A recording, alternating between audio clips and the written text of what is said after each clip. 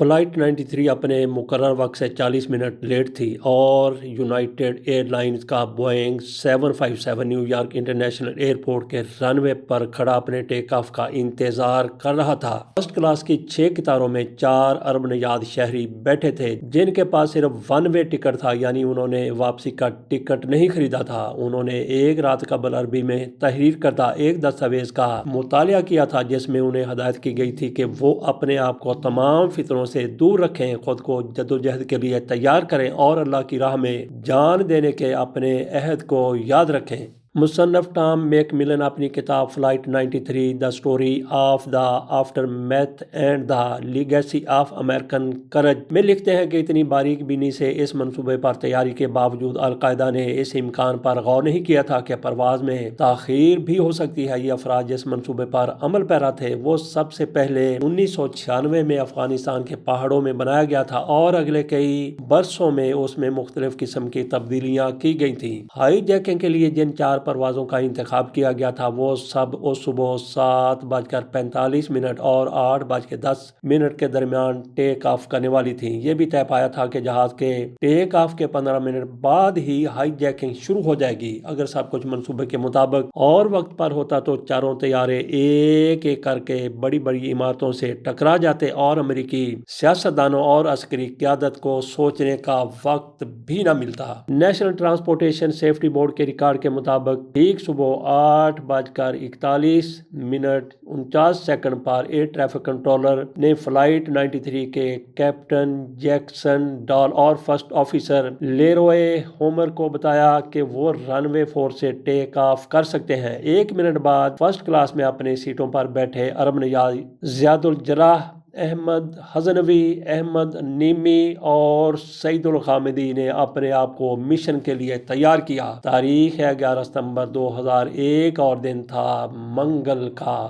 بالآخر چند ہی سیکنڈ میں فلائٹ 93 فضا میں تھی۔ طیارہ تقریباً خالی تھا۔ 182 مسافروں کی گنجائش والے طیارے میں کل 33 مسافر سوار تھے۔ اسی دن صبح ٹھیک 8:40 پر ایک طیارہ 500 کلومیٹر فی گھنٹہ کی رفتار سے نیو یارک میں ورلڈ ٹریڈ سینٹر سے ٹکرا گیا۔ اس نے فلک بوس عمارت کی 93ویں اور 99ویں منزل کے درمیان ایک بہت بڑا سوراخ بنا دیا۔ ابھی لوگ سمجھ ہی پا رہے تھے کہ ہوا کیا ہے کہ 17 منٹ بعد یا 9:03 پر دوسرا طیارہ جنوبی ٹاور سے ٹکرایا اور امریکی انتظامیہ کو احساس ہوا کہ امریکہ حملے کی زد میں ہے۔ صبح 9:19 پر یونائٹڈ فلائٹ ڈسپیچر ایڈ بلنگر نے علاقے میں اڑنے والے 16 طیاروں کو پہلی وارننگ انہی الفاظ میں جاری کی: کاکپٹ میں کسی قسم کی دخل اندازی سے ہوشیار رہیں۔ نیو یارک میں 2 طیارے ٹریڈ سینٹر کی عمارت سے ٹکرا گئے ہیں۔ پرواز کے ریکارڈ سے پتہ چلتا ہے کہ فلائٹ 93 کو یہ پیغام صبح 9:24 پر موصول ہوا۔ صبح 9:26 پر کیپٹن ڈال نے ہیلنگر کو جواب دیا: ایڈ کنفرم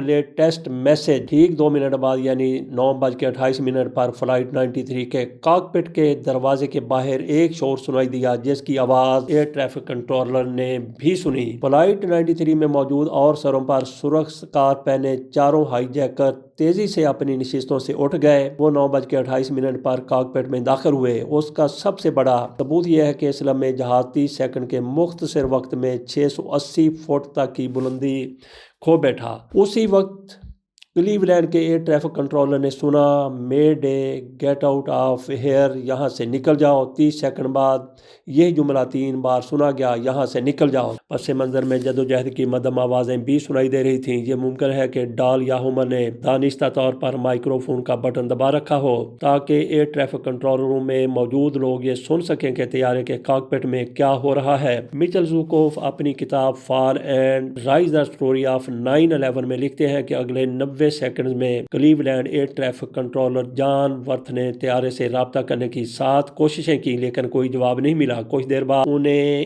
اس کی وجہ معلوم ہوئی۔ 9:31 پر ایک نامعلوم شخص نے بھاری سانس لیتے ہوئے عجیب لہجے میں بولنا شروع کیا۔ یہ پیغام جہاز میں بیٹھے مسافروں کے لیے تھا لیکن ایئر ٹریفک کنٹرول والوں نے بھی اسے سنا۔ پیغام تھا: خواتین و حضرات، کپتان کو سنیں، برائے مہربانی بیٹھ جائیں اور بیٹھے رہیں، طیارے میں ہم موجود ہیں، طیارے میں بم موجود موجود ہیں۔ یہ آواز 4 میں سے ایک ہائی جیکر زیاد الجراح کی تھی جو اس وقت تک فلائٹ 93 کا کنٹرول سنبھال چکے تھے۔ اناڑیوں کی طرح جہاز کو نیچے لایا گیا۔ اب جراح نے فلائٹ 93 کا رخ واشنگٹن کی طرف موڑ دیا۔ وہ صبح 9:39 پر طیارے کو 40,000 فٹ کی بلندی پر لے گئے۔ اس کے بعد انہوں نے جہاز کو کسی اناڑی پائلٹ کی طرح نیچے لانا شروع کر دیا۔ اس سے پہلے صبح 9:33 پر کاکپٹ میں موجود ایک خاتون کو یہ کہتے ہوئے سنا گیا، پلیز پلیز پلیز پلیز مجھے تکلیف نہ دیں، او خدایا۔ تفتیش کاروں کا خیال ہے کہ آواز ممکنہ طور پر فرسٹ کلاس میں تعینات خاتون کریو ممبر ڈیبی ویلش یا وانڈا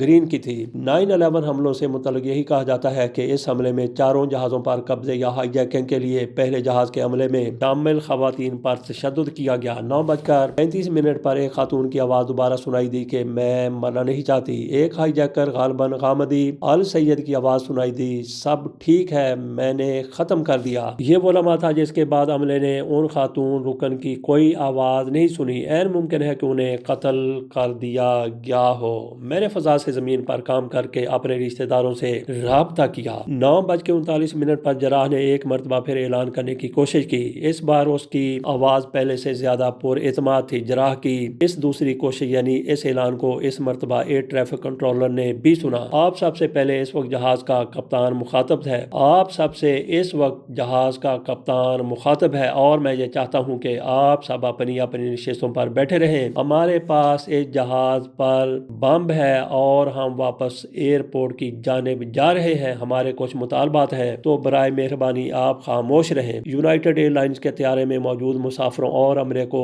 ویریزون ایئر فون نامی خصوصی فون کی مدد سے زمین پر رابطے کی سہولت فراہم کی گئی۔ جہاز کے ہائی جیک ہونے کے 30 منٹ کے اندر جہاز میں سوار 12 مسافروں نے جہاز میں مختلف مقامات پر نصب ایئر فونز کی مدد سے زمین پر 35 فون کالز کی، مگر ان میں سے 20 کو تو فوری طور پر منقطع کر دیا گیا، لیکن 15 کالز پر مسافروں کا زمین سے رابطہ ہو گیا۔ ان کالز کی مدد سے بہت حد تک یہ سمجھنے میں مدد ملی کہ اس وقت فلائٹ 93 پر کیا ہو رہا ہے۔ سب سے پہلے 9:30 بجے برنٹ نے کیلیفورنیا میں اپنی اہلیہ سے رابطہ کیا۔ اپنی کتاب the only plane in the sky میں گیرٹ ایم گراف لکھتے ہیں کہ ڈیانا نے پوچھا، ٹام کیا آپ ٹھیک ہیں؟ ٹام نے جواب دیا، نہیں میں ٹھیک نہیں ہوں، میں ایک ایسے طیارے پر ہوں جسے ہائی جیک کر لیا گیا ہے۔ ہائی جیکروں نے ایک شخص کو چاقو مارا ہے اور آپ بتا رہے ہیں کہ طیارے میں ایک بم نصب ہے۔ تم بغیر کوئی وقت ضائع کیے انتظامیہ سے رابطہ کرو اور انہیں اس بارے میں آگاہ کر دو۔ مسافروں کو جہاز کے عقبی حصے میں منتقل کر دیا گیا۔ ہوائی جہاز کے عملے کے خاتون رکن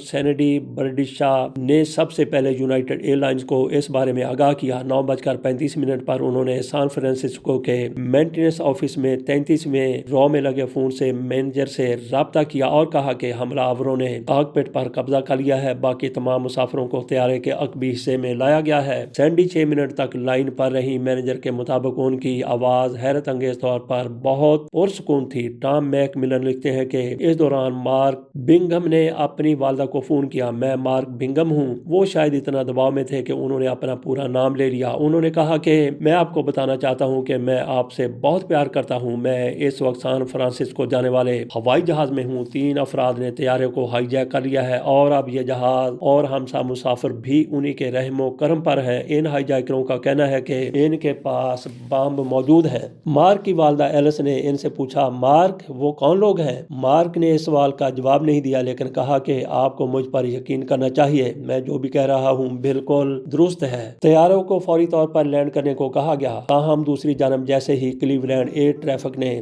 زیاد الجراح کا اعلان سنا، فوراً جواب دیا کہ ٹھیک ہے یونائیٹڈ 93 ہماری بات کا جواب دیں، ہم یہ جان چکے ہیں کہ آپ کے پاس اس وقت فلائٹ میں بم ہے، کیا آپ ہمیں سن سکتے ہیں؟ ہمیں جواب دیں۔ یونائیٹڈ 93 جواب دیں، لیکن ایئر ٹریفک کنٹرول کو کوئی جواب نہیں ملا۔ مگر ایئر کنٹرولر جان ورتھ کے لیے سب سے بڑا چیلنج اس وقت پیدا ہوا جب رات 9:42 پر فیڈرل ایوییشن ایڈمنسٹریشن نے امریکی فضائی حدود میں پرواز کرنے والے تمام دیگر طیاروں کو قریبی ہوائی اڈوں پر فوری طور پر اتر جانے کا حکم دیا۔ تمام طیاروں پہریداروں نے جان ورتھ کی آواز کو سنا اور جلد ہی لینڈ کرنے لگے، لیکن اوہایو کے اوپر سے پرواز کرنے والی پرواز 93 پر ان کی آواز اور الفاظ کا کوئی اثر نہیں ہوا اور اس پرواز نے واشنگٹن ڈی سی کی جانب اپنا سفر جاری رکھا۔ اب تک امریکی عوام اس بات کا اندازہ لگا چکے تھے کہ فلائٹ 93 یا تو وائٹ ہاؤس کی جانب یا پھر کیپٹل ہل کی طرف جا رہی ہے۔ مچل زوکوف لکھتے ہیں کہ کیپٹل ہل میں ایک پولیس افسر چیختا ہوا حال میں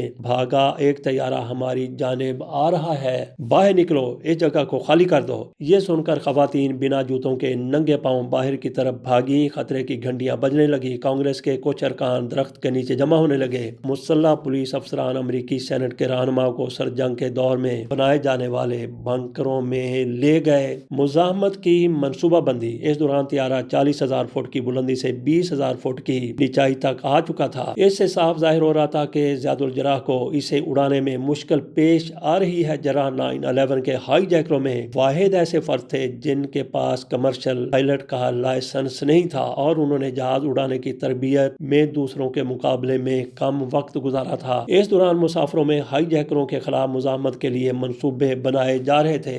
ٹام میک ملن لکھتے ہیں کہ ٹام برنیٹ نے فون پر اپنی اہلیہ ڈینا کو بتایا کہ وہ کچھ کرنے کا ارادہ کر رہے ہیں۔ ڈینا نے پوچھا، تمہاری مدد کون کر رہا ہے؟ ٹام نے کہا کہ بہت سے لوگ، ہمارا ایک گروپ ہے، ایک اور مسافر۔ ریمی گلک نے کہا کہ میرے جیسے 3 ذہین لوگ اس وقت جہاز میں ہیں، ہم یہاں موجود ہائی جیکروں میں سے ایک فرد پر حملہ کرنے کا سوچ رہے ہیں۔ انہوں نے یہ بھی بتایا کہ وہ کس چیز کو بطور ہتھیار استعمال کریں گے۔ میرے پاس اب بھی بٹر نائف ہے جو ناشتے کے ساتھ ہمیں جہاز میں دیا گیا تھا۔ ٹوڈ بیمر نے لیزا جیفرسن سے بھی کہا، ہم کچھ کرنے جا رہے ہیں، ہمارے پاس کوئی اور راستہ نہیں ہے، حملے کا وقت آ گیا ہے ساتھیو۔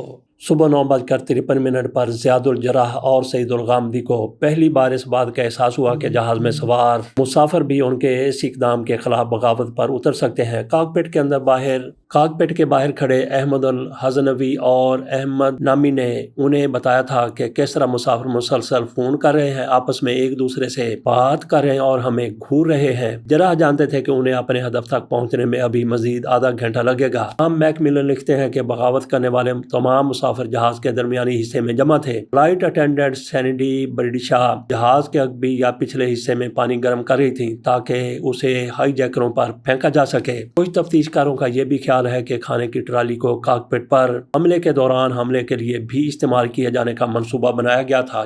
جب ٹام برنیٹ کی اہلیہ نے ان سے پوچھا، کیا تم لوگ حملہ کرنے کے لیے پوری طرح تیار ہو؟ برنیٹ کا جواب تھا، ہاں، چلو اب وقت آ گیا ہے، حملہ کرتے ہیں۔ مسافروں نے کاکپٹ پر دھاوا بول دیا۔ مسافروں کی جانب سے ہائی جیکروں پر حملہ ٹھیک 9:57 پر شروع ہوا۔ ہوا بازی کی تاریخ میں اس سے پہلے کبھی غیر مسلح مسافروں نے دوران پرواز ہائی جیکروں پر اس طرح حملہ نہیں کیا تھا۔ ایم گراف لکھتے ہیں کہ اس وقت الزبتھ وینیو اپنی سوتیلی ماں کے ساتھ فون لائن پر تھیں۔ انہوں نے کہا، یہ لوگ کاکپٹ میں داخل ہونے کی تیاری کر رہے ہیں، مجھے بھی جانا چاہیے، میں تم سے محبت کرتی ہوں۔ ساتھ ہی سینڈی برڈشا نے بھی اپنے شوہر سے کہا، ہر کوئی ہائی جیکروں پر کاکپٹ میں حملہ کرنے کے لیے فرسٹ کلاس میں جا رہا ہے، میں بھی وہاں جانا چاہتی ہوں۔ اس طرح 757 طیارے کے 20 انچ تنگ کوریڈور سے گزرتے ہوئے ان مسافروں نے کاکپٹ پر حملہ کر دیا۔ جراح اور ان کے ساتھی غامدی جو ہوائی جہاز اڑا رہے تھے، انہوں نے ان لوگوں کی آوازیں سنی۔ ان دونوں کو طیارہ اڑانے میں کافی مشکلات کا سامنا تھا۔ ان آوازوں نے انہیں مزید پریشان کر دیا۔ وائس ریکارڈر کے ٹرانسکرپٹ سے پتہ چلتا ہے کہ 9:57 پر جراح چلائے اور پوچھا کہ کون ہے وہاں اور کیا ہو رہا ہے۔ پھر پیچھے ایسی آواز آئی جیسے کوئی لڑ رہا ہو۔ انہوں نے جہاز کی کنٹرول کو دائیں سے بائیں اور بائیں سے دائیں گھمانا شروع کیا تاکہ مسافر اپنا توازن کھو بیٹھیں اور انہیں کاکپٹ کی جانے بڑھنے میں مشکلات کا سامنا ہو۔ پھر ایک مسافر برنیٹ کی بلند آواز سنائی دی، کاکپٹ میں، کاکپٹ میں، کاکپٹ میں۔ اس پر جراح نے عربی میں کہا، وہ کاکپٹ میں داخل ہونا چاہتے ہیں، دروازے کو اندر سے بند کیے رکھو۔ جراح جہاز کے کنٹرول سٹک کی مدد سے جہاز کو دائیں بائیں حرکت دیتے رہے، تب تک طیارہ کی فضا میں بلندی 5000 فٹ مزید کم ہو چکی تھی۔ 9:59 پر جراح نے اپنی حکمت عملی تبدیل کی۔ انہوں نے جہاز کو دائیں بائیں کی بجائے اوپر نیچے کرنا شروع شروع کر دیا۔ 10 بجے کے قریب جب مسافروں کے ہائی جیکروں پر حملے میں شدت آئی تو کاکپٹ میں موجود ہائی جیکروں نے طیارے کو کریش کرنے یعنی گرانے سے متعلق بھی بات کی۔ جراح نے کہا کیا ہم بس اب اس سب کو ختم کریں؟ الغامدی کا جواب تھا کہ نہیں، ابھی نہیں، جب وہ سب اندر آئیں گے تو ہی اس بات کا فیصلہ کریں گے، مگر ابھی نہیں۔ فلائٹ 93 کی ایک بار پھر فضا میں بلندی میں کمی ہوئی اور مسافر ابھی تک کاکپٹ میں داخل نہیں ہوئے تھے اور جہاز کا کنٹرول ابھی تک جراح کے ہاتھ میں تھا، لیکن تب تک جراح کو صورتحال کی سنگینی کا اندازہ ہو چکا تھا۔ پہلی مرتبہ انہوں نے سعید الغامدی کو ان کا نام لے کر مخاطب کیا اور اوپر نیچے سعید اور اوپر نیچے سعید۔ 5 سیکنڈ بعد ایک مسافر چلایا حملہ کرو۔ شاید اس کی مراد کھانے کی ٹرالی تھی، کیونکہ اس کے بعد پلیٹوں اور شیشوں کے گرنے اور ٹوٹنے کی آواز سنائی دے رہی تھی۔ فلائٹ 93 کریش ہوئی۔ 10:01 پر جہاز نے دوبارہ اوپر کی جانب جانا شروع کیا۔ ٹام میک ملن لکھتے ہیں کہ پھر جراح نے کہا کیا وقت آ گیا ہے، کیا ہم اسے تباہ کرتے ہیں؟ الغامدی نے جواب دیا ٹھیک ہے تو بس اب ایسا ہی کرتے ہیں۔ پھر اچانک لوگوں کی مزید چیخیں سنائی دیں۔ تب ہائی جیکروں کو احساس ہوا کہ اگر وہ جہاز کو اڑاتے رہے تو مسافر جلد ہی ان پر قابو پا لیں گے۔ جراح کو چیخنے پر مجبور کیا گیا، سعید آکسیجن کاٹ دو۔ دوسری جانب مسافر اونچی آواز میں نعرے لگا رہے تھے، جاؤ جاؤ جاؤ، بڑھتے جاؤ بڑھتے جاؤ۔ اس کے بعد مسافر کاکپٹ کا دروازہ توڑنے میں کامیاب ہو گئے۔ جراح عربی میں چلائے اسے نیچے زمین پر گرا دو، اسے نیچے زمین پر گرا دو۔ چند سیکنڈ کے بعد الغامدی کی آواز سنائی دی، ہٹ جاؤ ہٹ جاؤ ہٹ جاؤ، مجھے دو مجھے دو مجھے دو، چھوڑو، میں نے کہا مجھے